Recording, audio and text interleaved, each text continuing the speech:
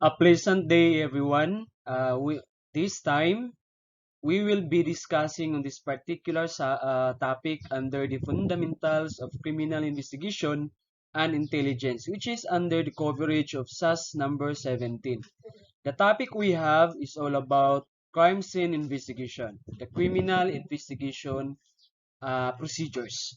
Wherein in crime scene investigation, there are lots of technicalities that should be followed by the investigating team in order to how to preserve the evidences, how to apply the protocols and the procedures when it comes to processing the crime scene.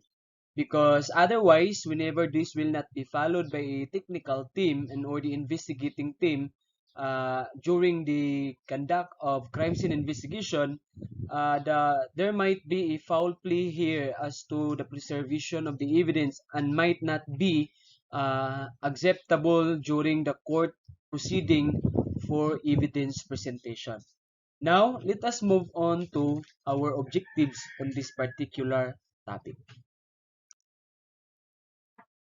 The lesson objectives we have is that at the end of this module, you should be able to first identify the different procedures in the conduct of criminal investigation.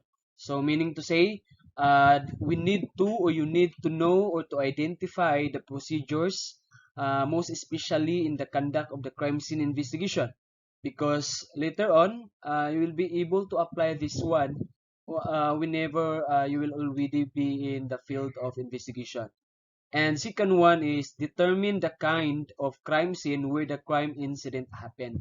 So determine the kind of the crime scene, meaning to say as to the type of the crime scene wherein it could be indoor crime scene or outdoor crime scene, okay, or transient crime scene. So later on, we will be discussing about those topics. So now let's proceed to the next slide. What crime scene investigation is? Okay.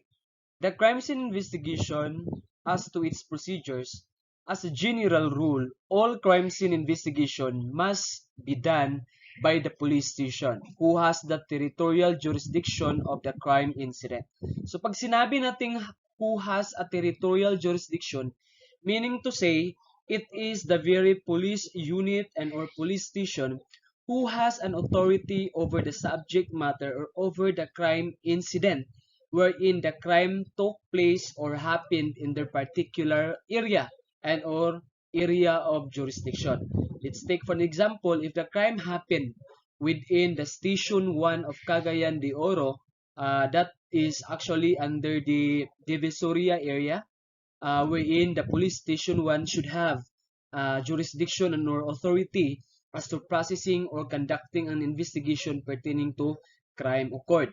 Therefore, the other police station has no jurisdiction over the subject matter since a particular crime happened on the particular area which under the jurisdiction of the police station 1, unless otherwise specified by the higher authorities to be investigated by some other unit or agencies and must be recorded in the official police blotter. So meaning to say, unless otherwise, if a particular unit of a police cannot perform further or else it might be beyond their capacity to investigate further such type of crime, they would somehow ask an assessment or assistance rather coming from the unit or coming from the other unit or other agencies to help them out to conduct further investigation, most especially if the crime occurred is very sensational.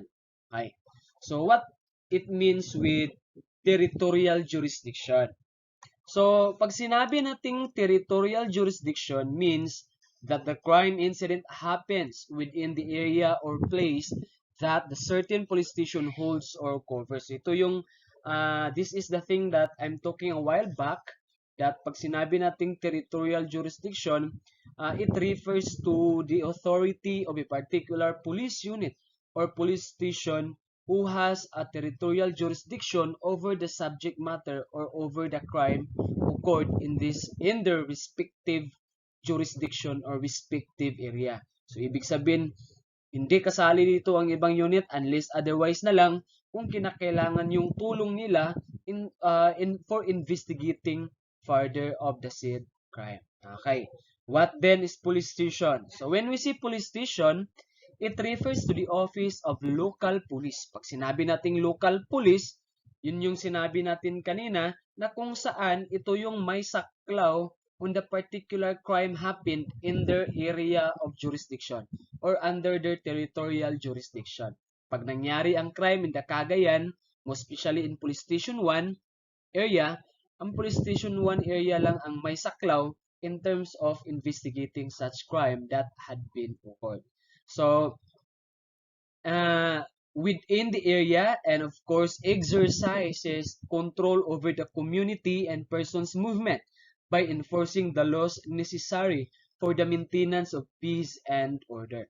So the same is responsible in providing immediate response to community as need arises. So ibig sabihin, the particular police station on the respective or territorial jurisdiction is not only concerned with when there is a occurrence of particular crime, but also they are the ones who are responding to a particular call or any community disorder or else any calamities that would somehow need the attention of the police authority. So let's move on with the next slide. Okay. As a general rule, all crime incident must be recorded in the official police blotter. So, ibig sabihin, this is the basic of a police function wherein whatever crimes being reported and filed thereto with the police station, it must be put into blotter. So, ano ba to ang police blotter? The police blotter will serve as the initial record of a police as to the receipt of the complaint or the receipt of the crime being reported before their office. So, ano nga ba tong police blotter? The police blotter is an 18 by 12 inches logbook, okay? With a hardbound cover that contains the daily register of all crime incident reports. So, meaning to say, yung kabuuang laki ng police blotter must be 18 inches by 12 inches. And of course, this is actually being used in the daily register of all crime incident reported before the police station. And of course, it is the official summary of arrest wherein they executed an arrest during that day, and it must be put into police blotter or police record by a certain desk officer assigned on that particular day. And other significant events reported in a police station. So in the case of VAUSI or Violation Against Women and Their Children, Acts of 2004 or RA 9262 and Juvenile Justice and Welfare Acts of 2006, a separate police blotter shall be maintained for this kind of offenses requiring confidentiality and to protect their privacy. So, ibig sabihin, whenever the crime involved with the VAUSI or with the VAUSI or RA 9262 or else Juvenile Justice and Welfare Acts of 2006, also known as Republic Act 9344, okay, or JIWA RA 9344, there must be a separate blotter because actually in the police station or police office, there is what we call women's desk. Okay, the women's desk and children's desk is really intended to cater and to give attention to those complaints which involve women being abused, and of course the children is being abused, and also with the RE 9344. So the police officer duty must record the police blotter, the nature of the incident containing the 5 W's, the who, what, where, when, and why, and 1H or how. So meaning to say, these are the basic things and all the details that should be indicated under the police blotter as to the summary which contains of the detailed information as to the report being reported thereto before the police office or the police station. Okay, let's move to the crime scene. Ano nga ba tong crime scene? Okay. So pag sinabi kasi natin crime scene, it is also known as the treasure island in criminal investigation. Bakit nga ba kinukonsider itong treasure island itong crime scene. The crime scene is somehow considered to be treasure island because everything is there. Okay? As to the evidences, the body of the crime, or the corpus delicti, ibig sabihin nandun yung lahat or kabuuang kinakailangan ng police investigator to really determine who is the perpetrator, who is the victim, who are the possible witnesses, discover the crime or witness the commission of the crime, what are the possible weapons and or things being used in the commission of crime. Kaya siya tinatawag na treasure island. Kasi nandoon yung lahat ng mga kasangkapan that will be used by particular crime scene investigators that later on will form part as one of the evidences to be presented during the court prosecution or court hearing. So now, that is because several pieces of evidence, as I've talking a while back, can be found in the crime scene which relevant to the solution of the case. So it is a place or venue where the ingredients of the criminal act took place. Ito yung sinasabi ko kanina, talagang dito makikita ang lahat na kung saan kinakailangan ng isang police investigator in order to file a particular case in the prosecution level. Next, we have the crime incident. Ano nga ba tong crime incident? Yung crime incident, pinagsasabi dito, it refers to the occurrence of a certain crime. Ibig sabihin, there will be no such crime scene investigation whenever there is no particular crime incident took place. Diba? So, itong sinasabi natin crime incident, when a particular crime took place or there is an occurrence of a crime. Okay. Now, example, Juan committed robbery. Okay? Or this is what we call crime incident. In the hotel wherein it happened, so this is considered to be the crime scene, owned Tan family. So meaning to say, talagang pinapakita dito sa example na to, na si Juan ay nakakommit ng robbery. So itong robbery na to ay tinatawag na crime incident. Ang pangyayaring pag-commit ng isang criminal acts. Okay, in the hotel now is the crime scene where the crime took place. Okay? So now, let's proceed with the types of crime scenes as to location. First, meron tayong tinatawag na indoor crime scene. Okay. Pag sinasabing indoor crime scene, the offender committed the crime in an enclosed place like room or inside the house, but not necessarily the house of the victim. So, ibig sabihin, pag sinabi nating house of the victim, pag sinabi nating not necessarily in the house of the victim, ibig sabihin it could be in the other or someone's house provided that it actually happened in an enclosed building or enclosed mobile, di ba? Not only the building or the house, but it also include enclosed mobile. So ibig sabihin nangyari sa loob ng isang sasakyan. Ito yung sinasabi nating indoor crime scene na kung saan nangyari sa loob ng building, nangyari sa loob ng bahay, ulit kaya nangyari sa loob ng isang sasakyan. Yun yung enclosed crime scene. Yung pangalawa is outdoor crime scene. So, of course, this is an opposite of the enclosed crime scene. Pag sinasabi nating outdoor crime scene, it is located in an open area. Ibig sabihin, outside a building. It's outside the house or outside the particular vehicle. So, nangyari ito in an open area. So, like for example, nangyari sa isang bakanting lote. Di ba? Nangyari sa likod ng bahay, sa harap ng bahay. Nangyari along the roadway. Di ba? Yun yung sinasabi nating outdoor crime scene. Ano naman tong continuing or running crime scene or conveyance? Okay. It has actually a mixed location from indoor to outdoor, okay?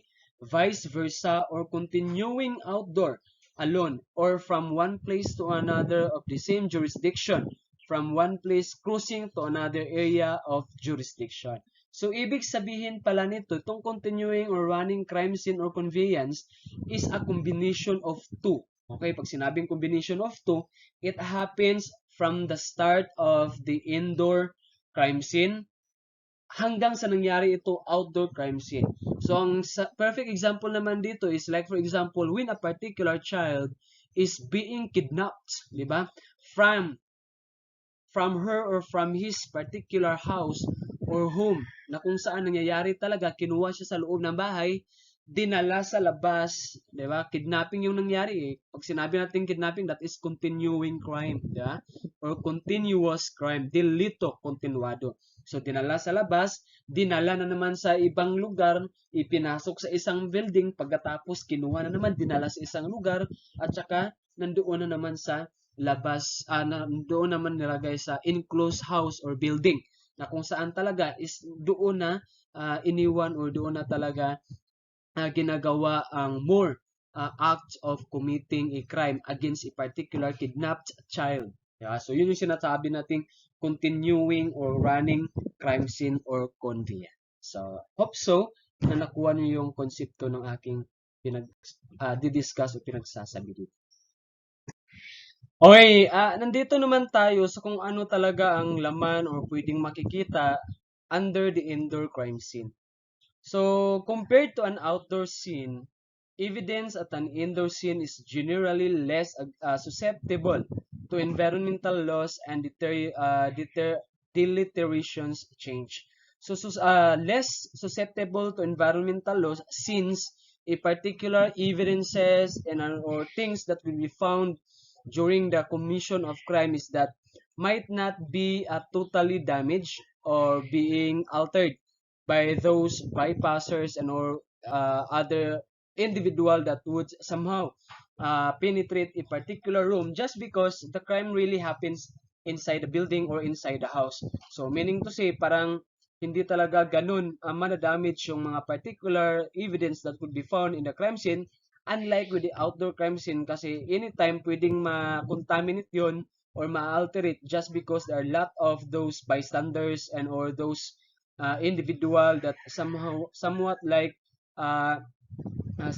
would want to know what is happening there, and then dagan kayo magtipok in that particular area. Palabas at papasok yung mga tao na kung saan ay gustong may partes kung anong pangyayari, di ba? So, hindi naman natin makaila na whenever na mayroong mangyayaring ganyan, at talagang maraming taong nakakapalibot. Okay. So, the possibility of loss and contamination from multiple people accessing the scene is greatly increased. Okay. So, limiting access to the scene and collecting non-reference samples from individuals with access to the scene are, of course, uh, under which is that whenever nga dagan kayo ang tao nga maka-access on this particular area, so that is actually would lead to a great loss of a particular evidence or even contamination of evidence.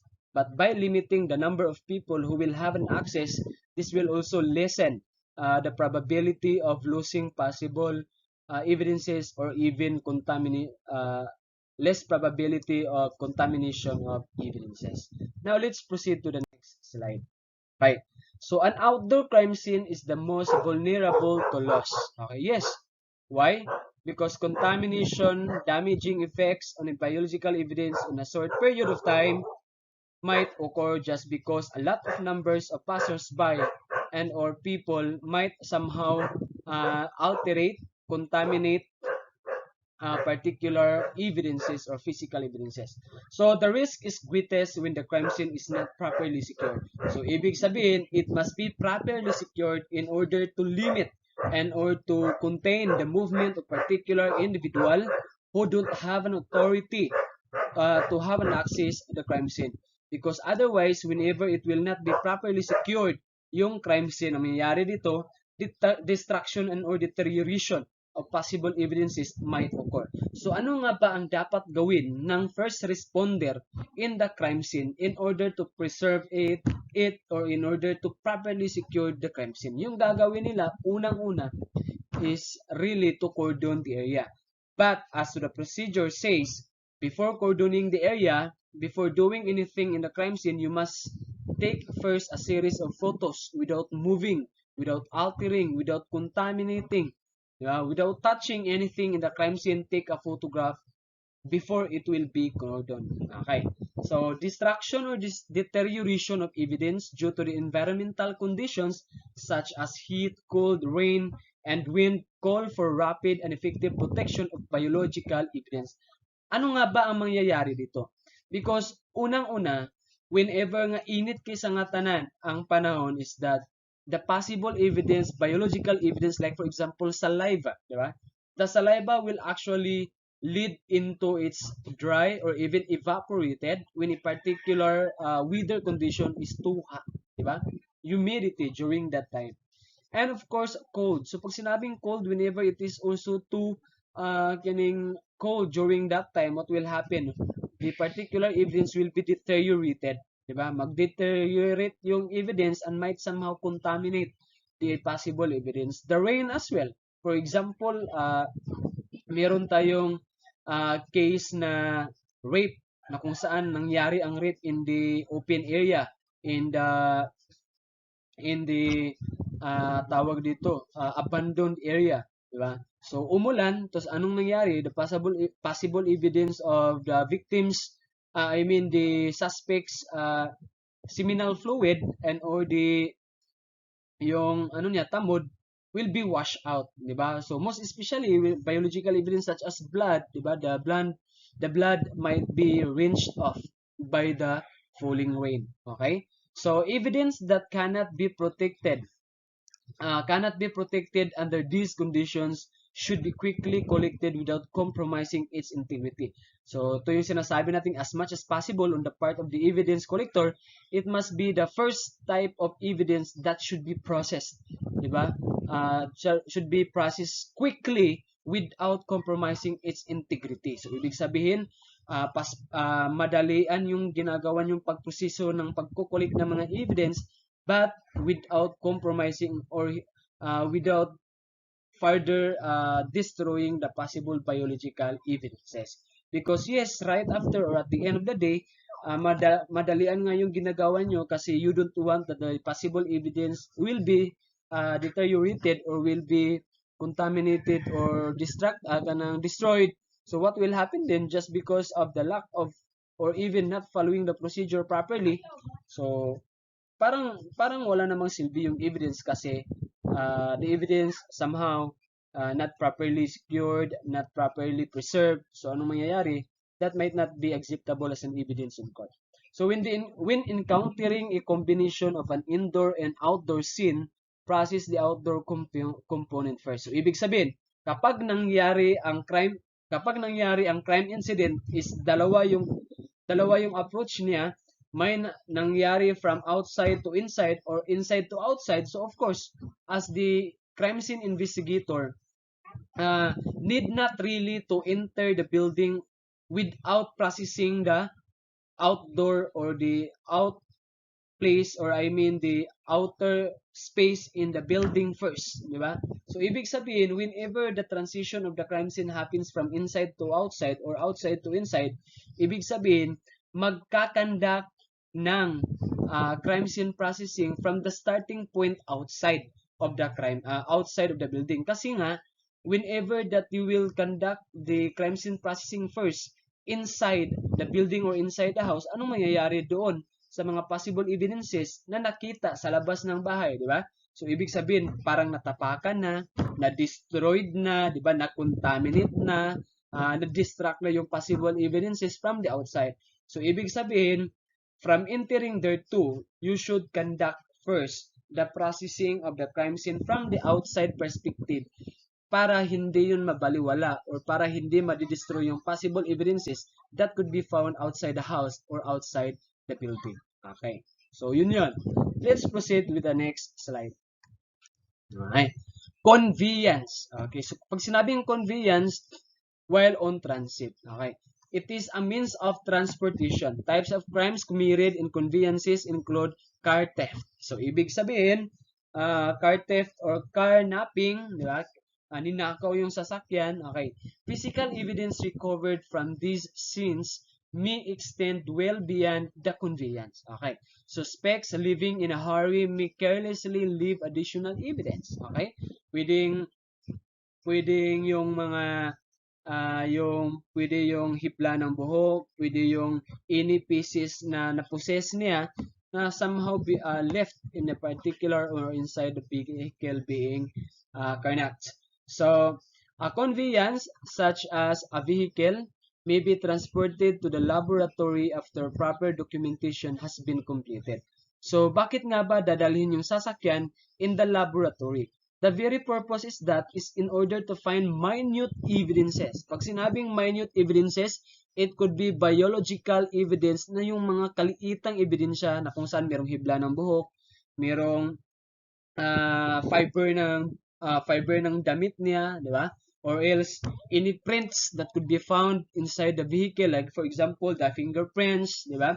Like for example the footprints and or the shoe prints and or the slipper prints of a particular subject, because that could be used for laboratory examination in order to determine who is the owner of that particular prints, fingerprints, and or the clothing fibers and or the hair fibers. So those are the things that could be take into consideration why a particular motor vehicle should be brought out before the laboratory. Diba? So next, okay.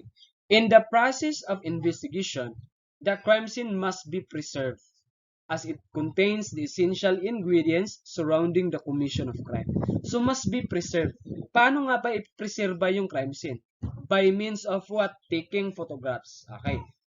Taking photographs is one means of preservation of the crime scene, and another, right after taking a series of photographs, it must be cordoned accordingly. Yung cordon na yellow yung color na sinasabing police line do not cross. Di ba? So yun yung sinasabi nating cordoning the particular crime scene to preserve it properly, to take away or to limit the movement of those unauthorized individual to have an access inside and outside of a particular crime scene. Okay.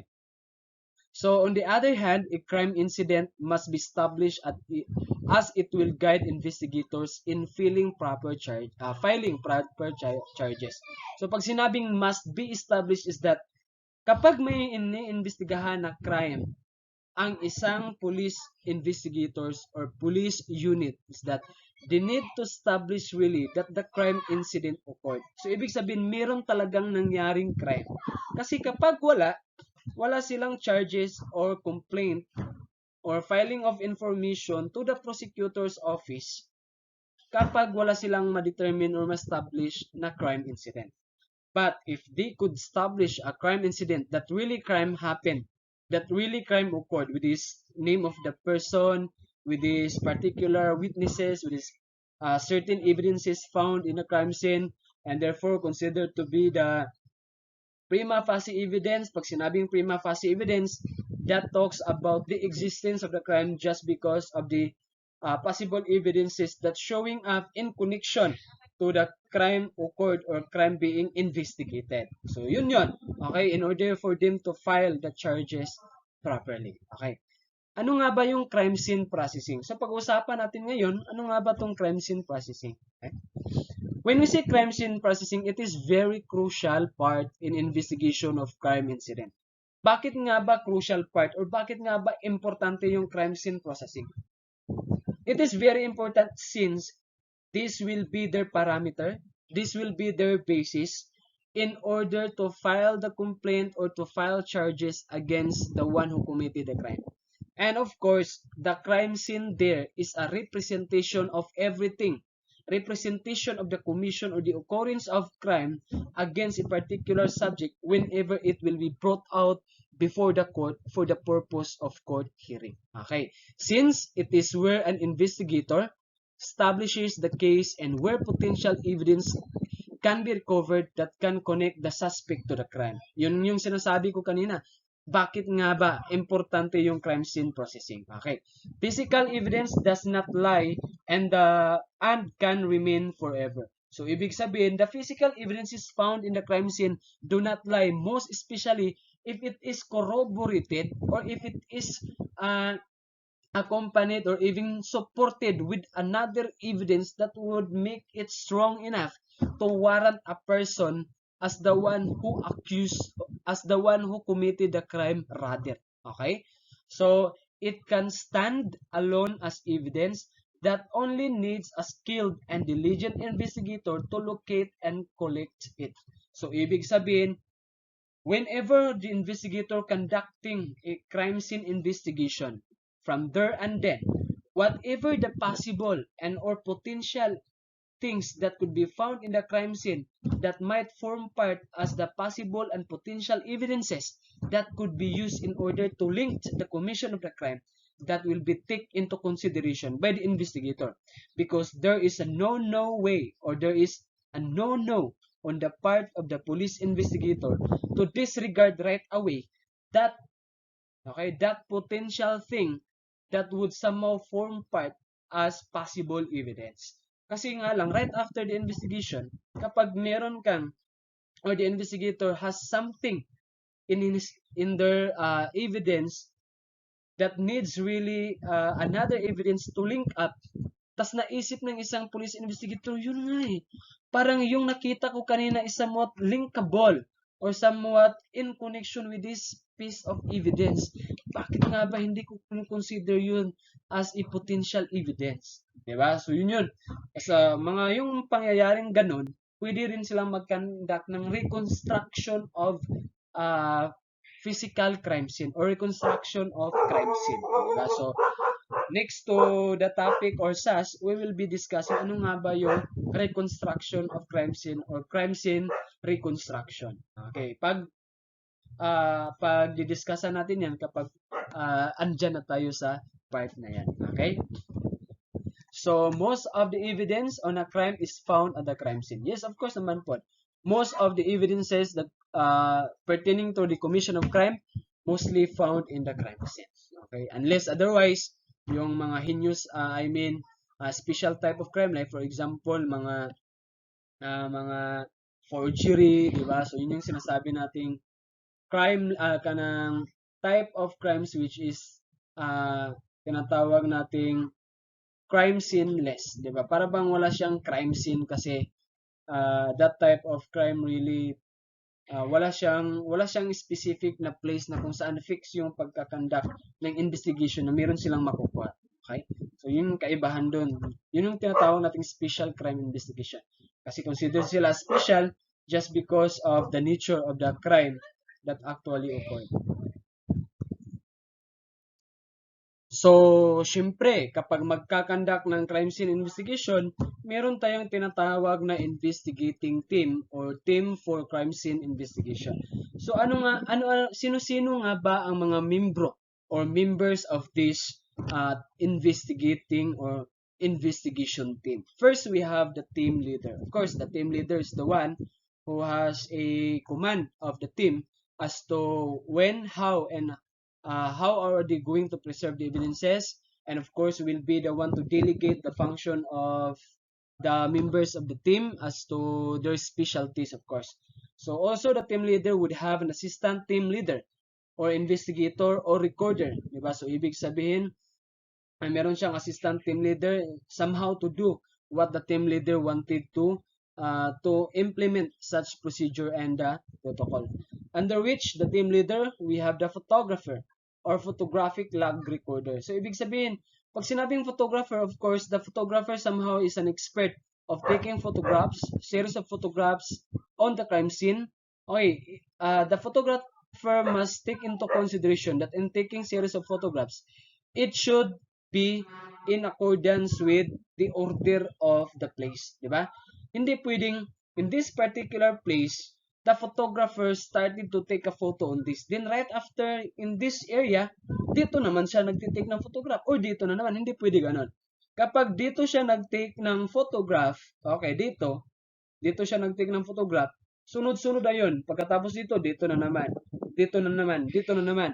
Hanggang sa matapos siya. That is for the very purpose that whenever they are going to revisit the crime scene, not to revisit in the particular area where the crime occurred, but to revisit in the crime scene through photographs. Okay, anong gagawin nila sa photographs? They are going to interlink or to connect it from one another. Kasi nga sinasabi natin series of photographs, dapat nakasunod-sunod yun accordingly. Dahil kapag mag-a-undergo sila ng revisitation of the crime scene sa pamamagitan ng looking into the series of photographs, is talagang meron silang makikita doon at ganito yun ang nangyari. dito yon nakalagay itong evidence na to, at saka itong ebidensya naman is dito nakalagay. So yun yung purpose ng series of photographs that should be taken into consideration by a photographer. Next, evidence recovery personnel or custodian. So ibig sabihin, ito yung personnel na to is responsible for collection of possible physical evidences that is being found or that are being found during the crime scene processing or investigation. Ito yung personnel na to is responsible for taking, preserving, and packaging the evidences found in the crime scene. As much as possible, the evidence recovery personnel or evidence recovery custodian must take into consideration the protocols and the procedure in terms of preservation, in terms of collection, preservation, marking, and tagging of physical evidences collected in the crime scene. Because whenever that the evidence custodian somewhat like collecting the evidence not properly collected or else not properly packed or not properly uh,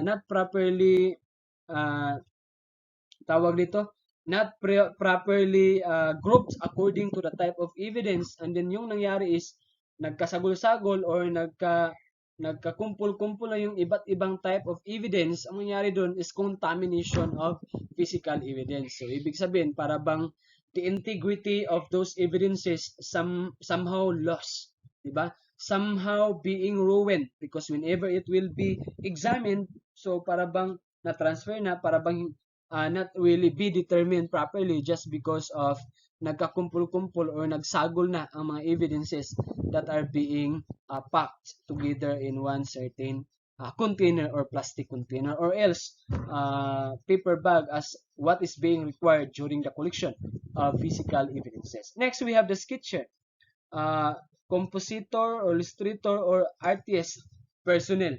Kung saan, the very purpose of this personnel is that to sketch out the physical appearance of the crime scene, na kung saan dinodrawing nila yung taong, like for example, the murder, yung taong napatay, okay, yung location ng evidences with a measurement, di ba?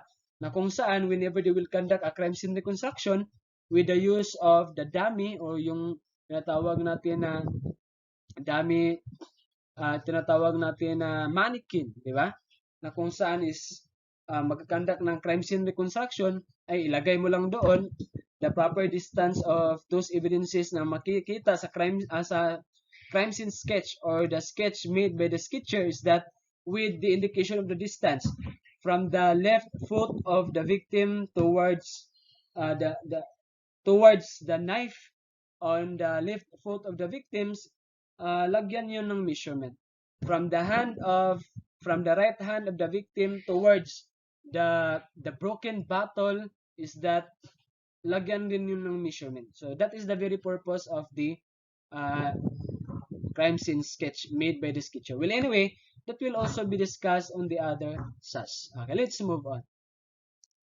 Okay. So, in the investigating team must have also several equipment to use as follows. First, police lines. Pag sinabing police line, yun yung kulay yellow that will be used in cordoning the crime scene in order to limit the movement of those unauthorized individual. Pangalawa, video camera. Ano nga bang purpose ng video camera? The very purpose of which is in order to preserve the crime scene. Diba? So, other than the photograph. Kasi yung video camera really will take the reality or the perspective of or the total perspective of the crime scene without interruption therefore. Okay, next, voice recorder. Pag sinabing voice recorder, it could be used by the investigating team in order to record whatever the narrations during the crime scene investigation, kung ano yung pinagsasabi mo, in order for you not to forget the things that you have discovered during the conduct of the crime scene that would somehow relatable and be connected to the video taken during the crime scene also. The camera, that is for the purpose of taking photos and or photographs other than the video and the voice recorder. Because the camera will be used as a backup to the video cam taken by the one who is assigned to take a video. Measuring device. Bakit mayroong measuring device? The measuring device such as like for example the measuring tape that will be used in order to measure the particular evidence, the particular distance of one evidence to the other evidence, or else the distance of a particular evidence to the body of the victim. So, or the distance of the evidence towards the fixed post found in the crime scene. Okay, that is the very purpose of reconstructing the crime scene whenever they need to reconstruct the crime scene. Kinakailangan nilang kunin yung kabuuan or else the distance of one evidence to the other evidence, the distance of evidence towards the fixed point or the fixed post of found in the crime scene, or the distance or the measurement of the evidence towards the body of the victim. Next is gloves. What is the purpose of the gloves? The very purpose of the gloves is in order to avoid contamination of the possible physical evidence. Kasi kapag bare-handed lang yung investigator in collecting and or picking the evidence, yung fingerprint niya already contaminated the physical evidence. Na-contaminate, na-alterate na yun niya. Kasi as much as possible, gumagamit talaga sila ng gloves in order not to leave the impression of their fingerprints. Okay? Kasi otherwise, hindi na yun magagamit. Kasi andun yung fingerprint ng investigator eh, di ba? Kinakailangan nilang i-preserve yun, kinakailangan nilang gumamit ng gloves kasi in order to preserve and to retain the possible fingerprints of the suspect na andoon sa physical evidence.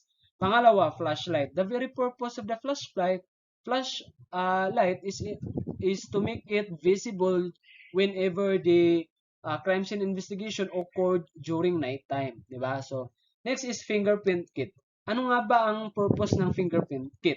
Ang fingerprint kit ay talagang binubuo ng fingerprint powder, fingerprint brush, fingerprint slab, and fingerprint roller. But, during the crime scene processing, ang pinaka-importante lang doon is fingerprint brush, fingerprint powder, at saka lifting tape. Ano nga ba ang purpose nito? The very purpose of these things that I've mentioned is in order to process the latent print. Ano nga ba yung latent print? Yung latent print is not visible to the naked eye. Diba? Pag sinabing not visible to the naked eye, somehow on the part of the police investigator conducting the crime scene investigation is that they will somehow use the ultraviolet light in order to make the latent print be visible. Okay, whenever it would be visible on the naked eye via or through the aid of the ultraviolet light, they will somehow now initiate the fingerprint latent print processing. Ano nga bang gagawin nila? Gagamitan nila ng fingerprint powder with the help and or aid of the fingerprint brush. Yung fingerprint brush is isasawsaw nila sa fingerprint powder at saka doon nila dahan-dahan i-brush yung fingerprint powder at saka fingerprint brush on the latent print so that the latent print will become visible with the help of the fingerprint powder. Kasi yung fingerprint powder is kulay black. Okay. So, perfect example is that, okay, yung phone nyo, yung cellphone nyo, kapag hinawakan nyo yun, talagang it will leave your fingerprints there. So, makikita nyo para bang yung kulay puti na parang nagmamantika. So, yun yung i-process ng isang investigator with the use of fingerprint powder. Kapag nakulayan na yung black, okay, visible na yun. Makikita mo na yun makikita mo na talaga ang form ng fingerprints. Whenever the fingerprints is visible to the naked eye now, just because of the fingerprint powder, the purpose of the lifting tape is that in order for you to preserve the visible fingerprint from the latent print. So, ibig sabihin, yung lifting tape is para ba siyang scotch tape, but not scotch tape, that is lifting tape, okay? Designed really for lifting the fingerprint. Yung gagawin mo is that you are going to scotch it on the visible fingerprint, and then what are you going to do is to lift it up, okay?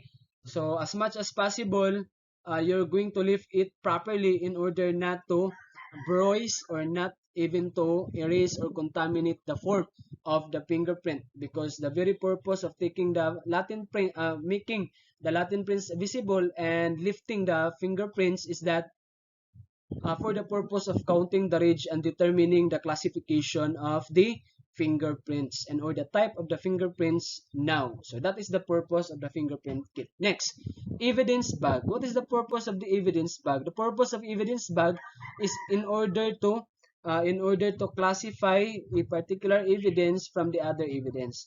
The purpose of which is in order to avoid contamination from the other evidence para hindi sila magkasagol-sagol or else hindi sila magkakumpul-kumpul. That is to avoid contamination. Next, evidence tag. Anong purpose ng evidence tag? Right after packing the evidence, pag sinabing packing the evidence now is inside the evidence bag. Right after that, meron tayong tinatawag na evidence tag. Yung evidence tag, yun yung tag, somewhat like the tag or the price tag. Parang price tag, ang konsepto niya is parang price tag. Yun nga lang iba. Because in the evidence tag, nandoon nakalagay anong type ng ebidensya to. Okay? Anong oras nakuha. Sinong personnel or investigator yung kumuha ng evidence na yon. Okay? At saka merong signature yon ng investigator collected the evidence whenever whenever the nature of the evidence is not really hindi masulatan o hindi malagyan ng mark. Like for example, blood. Hindi mo naman pwedeng sulatan yung blood eh, di ba? So, kung saan the evidence tag is that for the purpose of detailed information na kung saan pinoproseso yung pagkukolekta ng isang ebidensya on that time. Next is evidence bottles and or vials. So, the purpose of these evidence bottles and or vials is whenever there are evidence that needs to be contained on the bottle and or the vials, di ba? So, like for example, merong mga fibers, hair fibers, di ba? Or merong clothing fibers or else other small evidence or minute evidences found in the crime scene that needs to be put on the vials. Okay. Next, investigator stickler contains the following.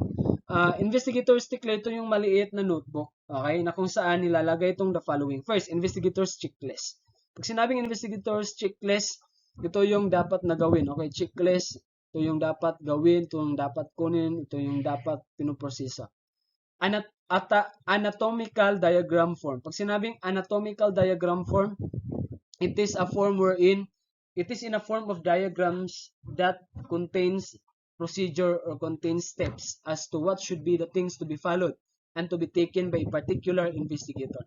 Next is evidence checklist. Pag sinabing evidence checklist, ito na yung na kung saan nakasulat na lahat yung evidences being collected. Evidence 1, evidence 2, in this evidence bag, evidence 1, evidence 2 bag. Okay. Turnover receipt. The very purpose also is turnover receipt of the investigator stickler just because that is the time that you take it down note whenever the evidence is being turned over to the crime laboratory or turned over to the other personnel who need to transfer or transport evidence to the crime laboratory. Okay. Wait. So, the police after receiving a call, the duty of police after receiving a call or walk-in complainants must do the following. Duty desk officer shall first. Okay. Meaning to say, these are the things that should be followed or should take into consideration with the desk officer whenever there are complaints or whenever merong complaints from the phone or the text from the call or else from the walk-in complainants. First, record the time it was reported. So, ibig sabihin, as much as possible, the desk officer should record the time when the complaint is being reported. Okay. So, get the identity of the caller or the complaint. As much as possible, you need to get the name, the personal information of the person who reported the crime or who reported such incident. Just because that is for the purpose of verification and that is for the purpose of backing up your details and your information being gathered during the investigation.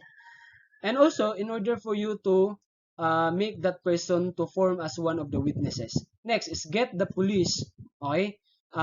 Get the place of the incident. Pag sinabing get the place of incident, where the crime occurred or where the incident occurred. Because unang-una, whenever you just only getting the name of the person and the type of crime being, the occurrence of crime is that you did not even take the place where it occurs. So what will happen then? How are you going to respond? Diba?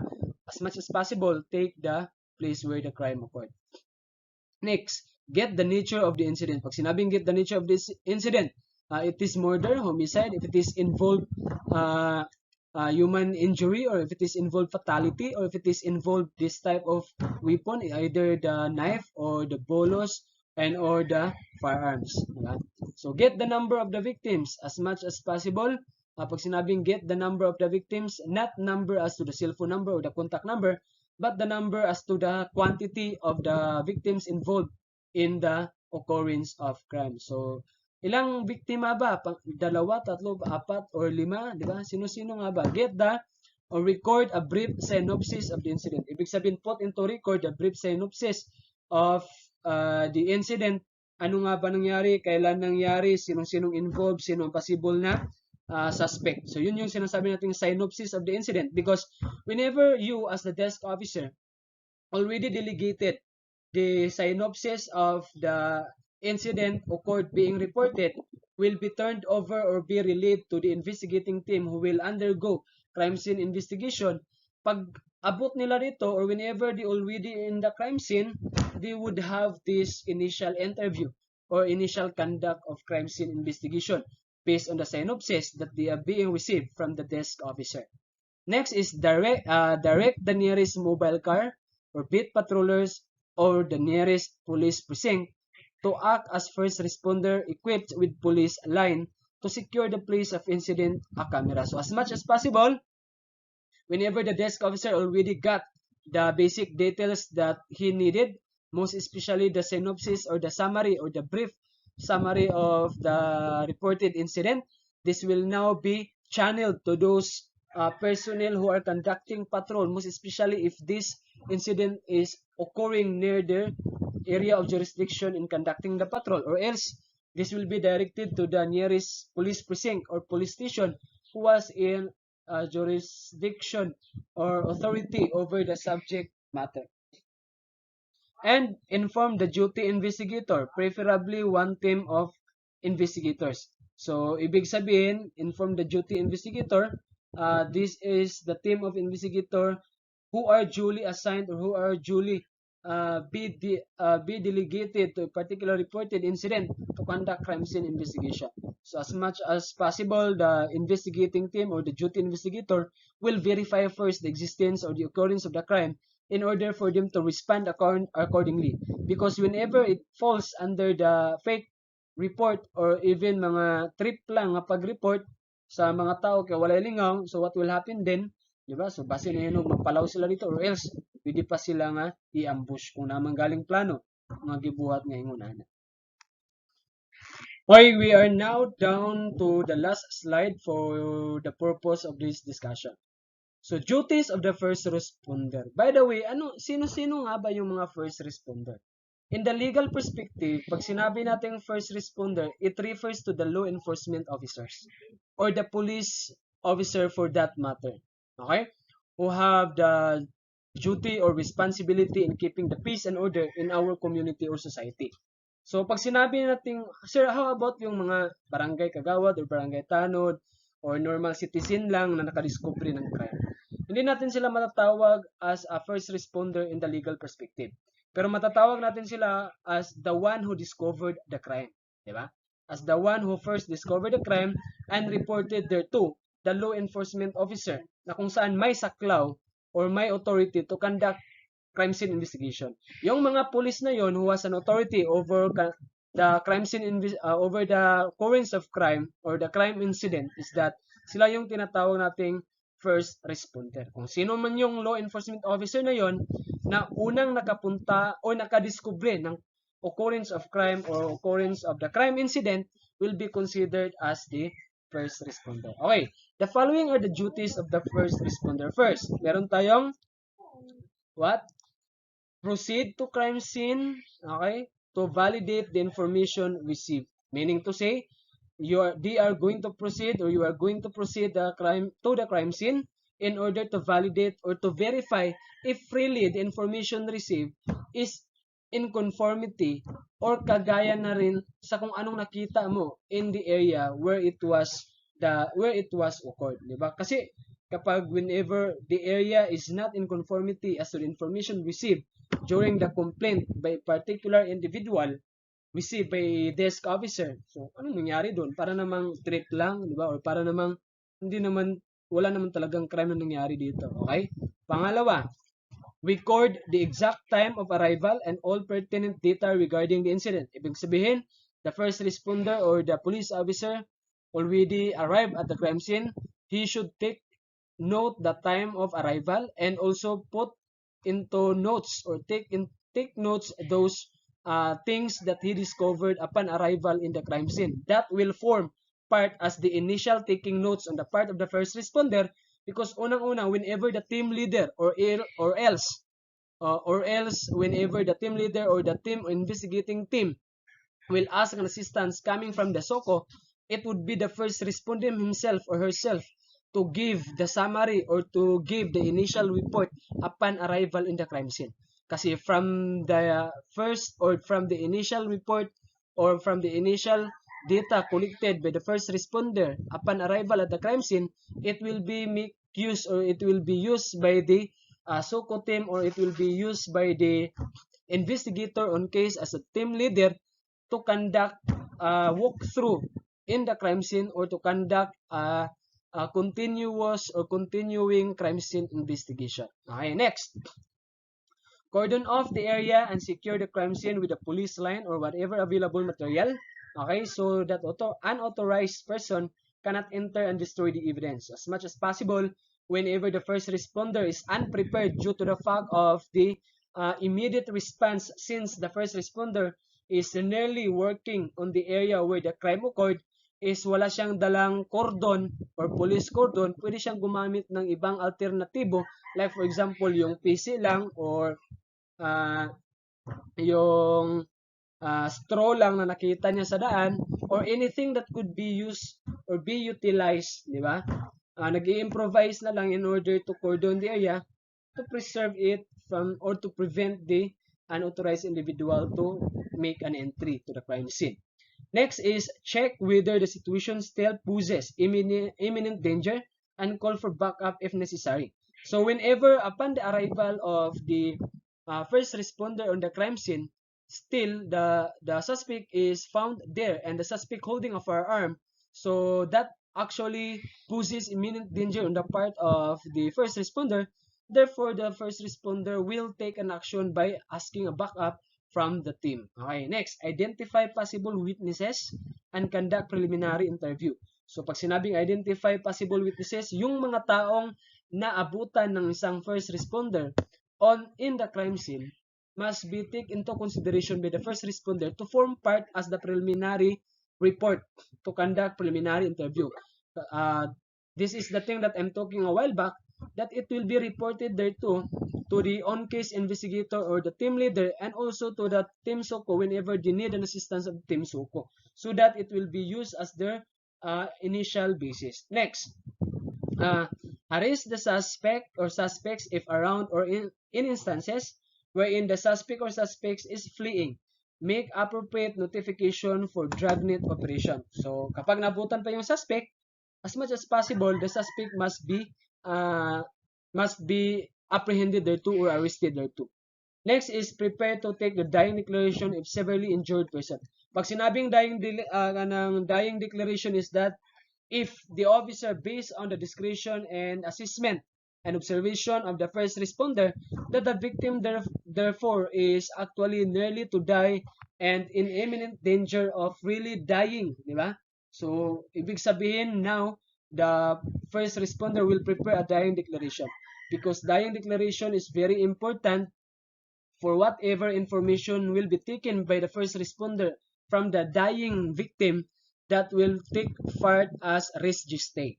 So, I mean, that will form part as an evidence that will be used against the suspect. So, yun yung sinasabi nating res gestae or things done. Diba? So, ibig sabihin, ano yung mga information na nakalap mo from the victims. Okay, so because in the dying declaration, there's no such victim who would give a false information if he actually about to meet the creators, di ba? Who are uh, to about to even about to die, di ba? So, mo na siya ang principle dia that no victim really will give a false information or false data pertaining to the crime na yang na-encounter if he believes or she believes that she about to meet the creator.